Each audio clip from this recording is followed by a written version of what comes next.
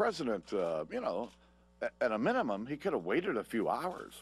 Maybe could have waited a few days. We weren't even, we were taking our oath of office when they were issuing veto threats. Come on. House Speaker Boehner complaining this week after a volley of veto threats from the White House to Republican initiatives. And we're back now with the panel. Julie, the White House issued 3 veto threats in this first week of the new Congress on Keystone, on an effort to redefine the 40-hour, a full work week, and Obamacare, and also to delay some financial regulations. Any concern at the White House that Republicans, and they certainly are trying to do that, will be able to portray the president as the obstructionist in Washington? Well, you saw the White House, in conjunction with the vetoes, also send the president around the country last week, talking about things like free community college, talking about dropping a mortgage premium rate. So they were trying to offset the vetoes with some more proactive policy proposals from the president. For all the talk, though, that we've had in Washington about potential areas of cooperation on trade and tax reform, I think the dynamic that we saw last week is going to be basically how this is going to play out. You're going to have the Republicans putting forth legislation. You're going to have the White House threatening to veto. I think the question will be whether this will be sort of the opening salvo and then we get negotiations, or whether both sides will basically stick to their positions. George, what do you make of this first week of the new balance of power in Washington? How did Congress do, and the Republicans leading it, and how did the president do? Well, the Republicans were quite right to emphasize Keystone because it reveals 4 things. First, it reveals that the president's mask of being a disinterested, scientific, evidence-driven man is just that, a mask, that this is an ideological position he's had all along. Second, the president says, I just want to spend on infrastructure. This is infrastructure, the Keystone Pipeline, and he's opposed to it. The president says, it won't create permanent jobs outside of government, which is all he knows. There's no such thing as a permanent job. Ask the people who work for Blockbuster Video until Netflix came along, or Borders before Amazon came along. Fourth, climate. I gather Senator Coons, like the president, believes that if we don't build the pipeline, the Canadians will just shrug and say, oh, let's leave the oil in the ground. It's going to be taken out of the tar sands, turned into oil, enter the world market somehow, some way, and fuel cars around the world, period. Juan, I want to get back to Julie's point, which is for all the talk before Congress and the president went back to work this week, all the talk about bipartisanship, big compromises, there sure was no sense this last week that anything big is going to get done. No, I don't think there's any reason to think anything big is going to get done for all the kumbaya talk around. And there's historical basis to think that when you have one party in control of Capitol Hill and another party at the White House, that historically there has been an increase in legislative productivity.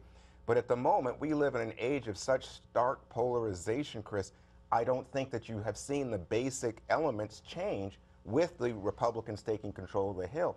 And this week, this whole controversy we're discussing here with XL Pipeline is a prime example. I think you have the GOP base now sensing we have control of the Congress. We want to see them act in a greater defiance of this president that we don't like. So they, not only on XL Pipeline, but on immigration, and we're going to see that confrontation come down the road shortly in February, and on Obamacare, they want this Congress, even if there's a veto that's going to wipe it out, to simply do symbolic actions that demonstrate their continued anger at President Obama.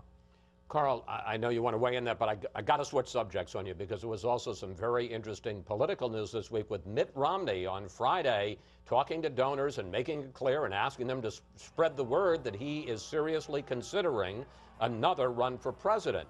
A couple of questions. Did Jeb Bush's aggressive moves, forming PACs and putting out all his emails, and now he's going to release a decade of tax returns, did that force Romney's hand? And if this ends up as a battle for the endorsement of the establishment wing of the Republican Party, and let's say it's between Romney and Jeb Bush and Chris Christie of New Jersey, who wins?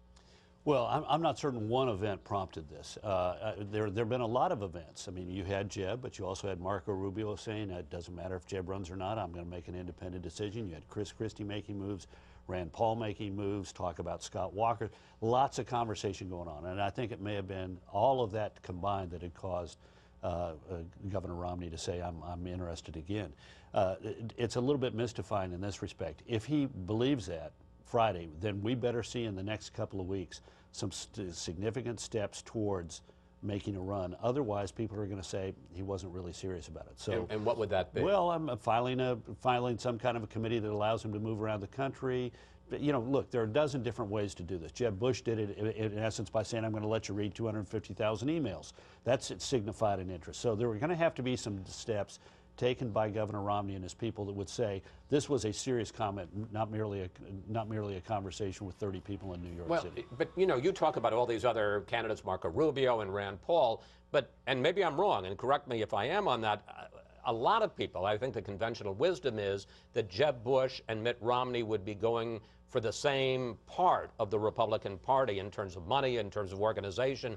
One, is that true? And if so, who has the advantage? Well, they would broadly be the sort of conservative, moderate conservative, center-right voters. But look, different money bases. One from New England, one from Florida. You know, they'd share a lot of people, but then most people who run for president share a lot of people when they run. Come on, Carl. I would say this. They're after you. They want your money. And you're saying Chris asked you a real question. They're going to split the establishment. As opposed to most of my questions. They're going to split the establishment money among Republicans, and that opens the door to Ted Cruz.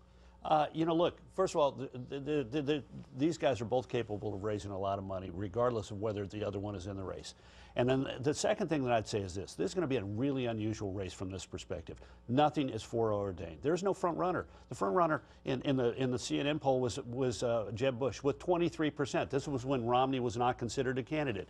Let's wait. The next time there's a poll, there's going to be Mitt Romney in all likelihood at 24%. All right. Quickly, George Will, your thoughts about Mitt versus Jeb. I love it. We're using first names now.